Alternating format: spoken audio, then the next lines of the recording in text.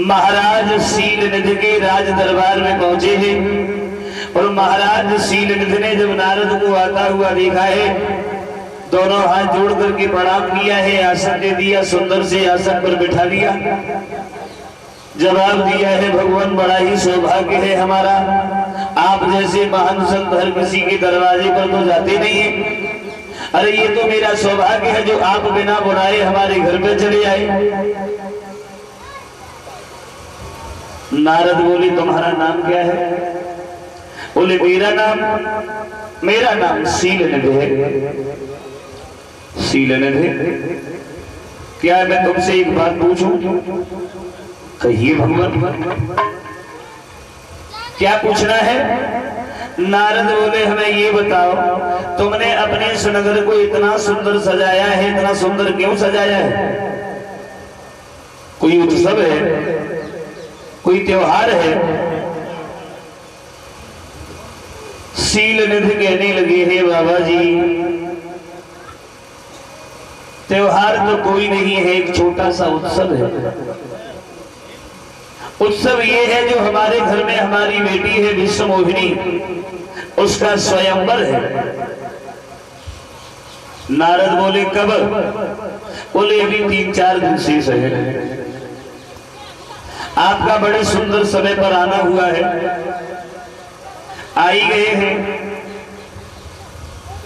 तो क्या हमारी बेटी की हस्तरेखा को देख करके उसकी दंदशा के बारे में बता सकते हैं? हमारी बेटी विश्वमोहिनी का विवाह किसके साथ होगा? वो लड़का देखने में कैसा होगा? नारद बोले हैं शीलनिधि, सुना नहीं तुमने हमारे बारे में? बच्चा बच्चा मेरा सम्मान करता है और ये दुनिया जानती है कि नारद ने कामदेव को जीता है। कामदेव को जीतना कोई तितली के पंख तोड़ना नहीं है। जब मैं कामदेव को जीत सकता हूं तो क्या तुम्हारी बेटी की दशा नहीं बता सकता? कहां है तुम्हारी बेटी? बुलाओ।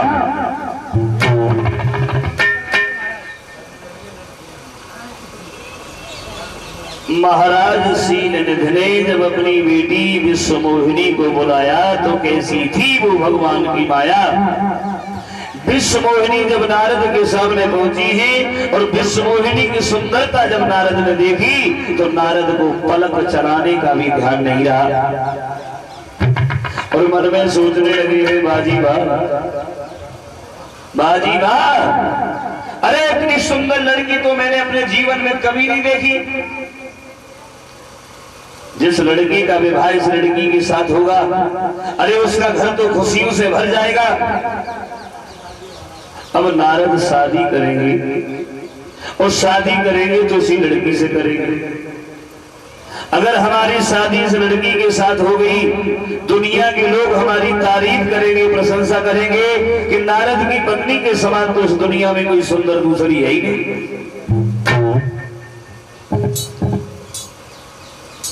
कौन बताए भविष्य की बातें? वो नारद अपने ही भविष्य में खोने लगे। महाराज शीलनिधि ने देखा है तो आवाज लगाई है, बाबा जी कहाँ खो गए हैं? अरे हस्तरेखा देखो और हस्तरेखा देख करके कुछ तो बताओ।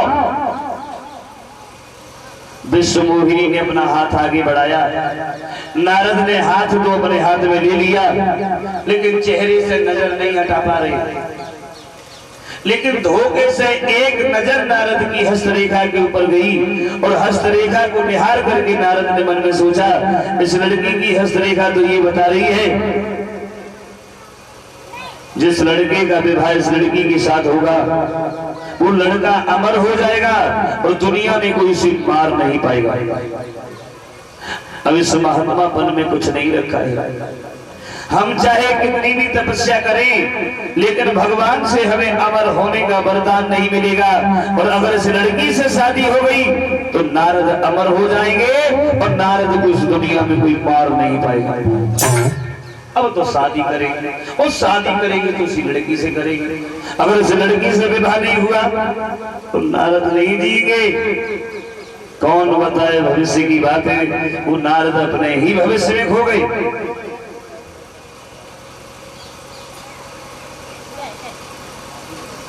मन में सोच रही है वो नारद, लेकिन क्या करूं, ये लड़की देखने में बहुत सुंदर है, मैं इतना सुंदर भी नहीं हूं जो ये लड़की हमारे गले में वरमाला डाले।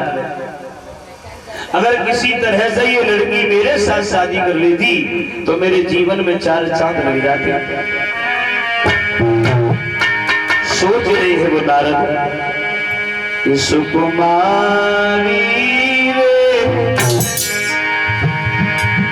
सुकुमारी रे बसी हमें बरेली।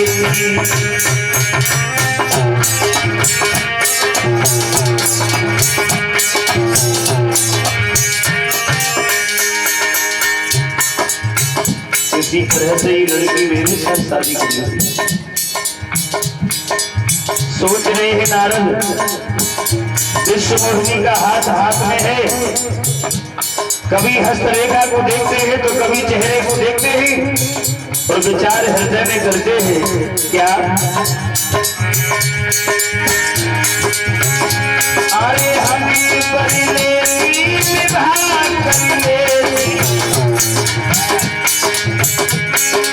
हमें परिलेती विवाह कर लेती, दुलारी खुशी हमें परिलेती।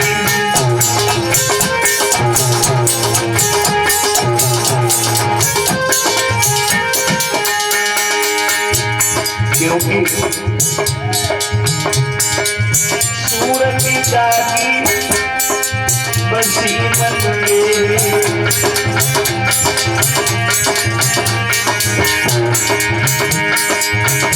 अरे सूरज की जागी बसी मन में, जाग को ही जाते फेरे।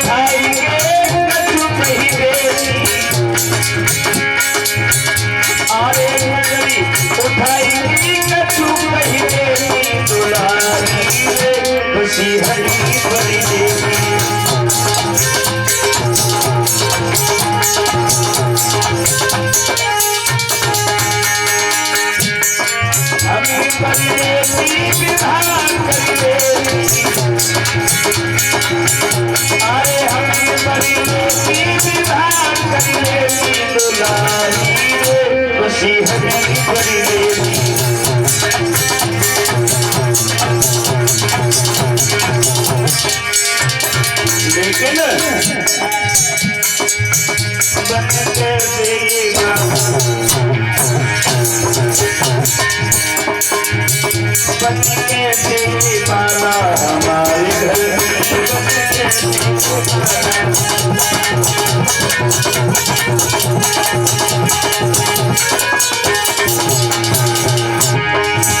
बन कैसे ये वाला हमारे घर, बन कैसे ये वाला हमारे घर हो, बन कैसे ये वाला हमारे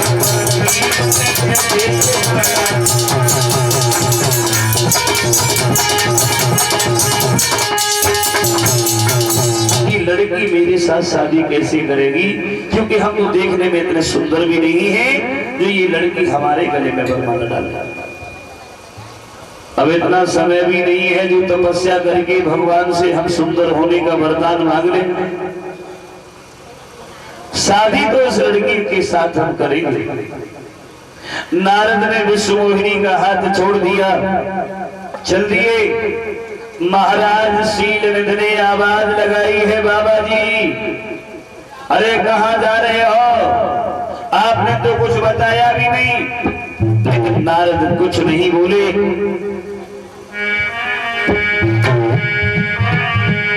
छोड़कर हाथ बेटी का नारद चले,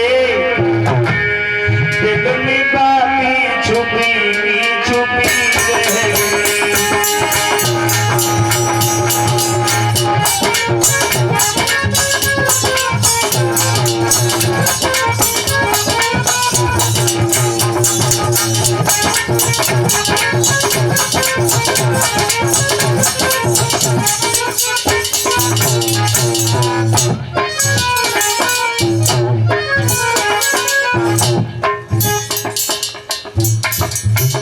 सुबह ही बोले हैं वो नारद, विश्व मोहिनी का हाथ छोड़ करके आगे बढ़े।